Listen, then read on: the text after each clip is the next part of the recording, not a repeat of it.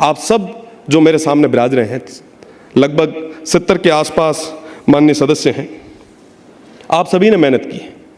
आप अपनी मेहनत के बलबूते पे बैठे, प्रदेश की सबसे बड़ी पंचायत में बैठे। प्रदेश की सबसे बड़ी पंचायत में बैठकर क्या वो तमाम काम आप कर पा रहे हैं जिसके लिए आप आए? आप एमएलए हैं, मेंबर ऑफ लेजिस्लेटिव असेंबली। कितने मेरे माननीय सदस्य हैं जिन्होंने कानून बनाए हैं, लेजिस्लेटर बनाए हैं? एक प्राइवेट बिल भी अगर किसी ने इंट्रोड्यूस किया है तो बताएं आप। नहीं कर रहे हैं। हम ठीक है, आते हैं वहां पे 4 शिकायतें लेके आते हैं, पढ़ लेते हैं। क्या ऐसे विकसित भारत बनाएंगे हम? नहीं बन पाएगी। पढ़ना होगा हमें। बड़ी सही बात कही। आज के समय में हमें सरपंच तो पढ़े लिखे चाहिए, पर विधायक साहब अनपढ़ चाहिए। कैसे हो पाएगा विकास? 1947 में देश जो आजाद हुआ, 2047 तक जिसे विकसित होना है, वो उन तमाम जनप्रतिनिधियों के भरोसे कैसे आगे बढ़ पाएगा?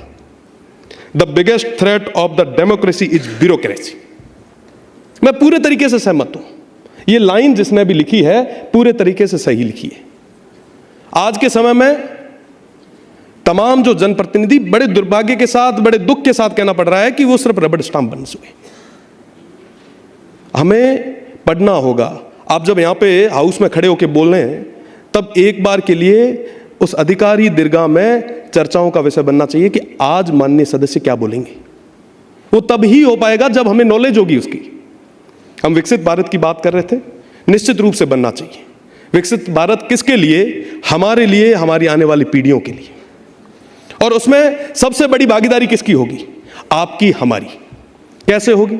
अभी चर्चा चल रही थी, मैं सुन रहा था। मैं लिख के तो बहुत कुछ लाया हूं, पर वो नहीं पढ़ूंगा।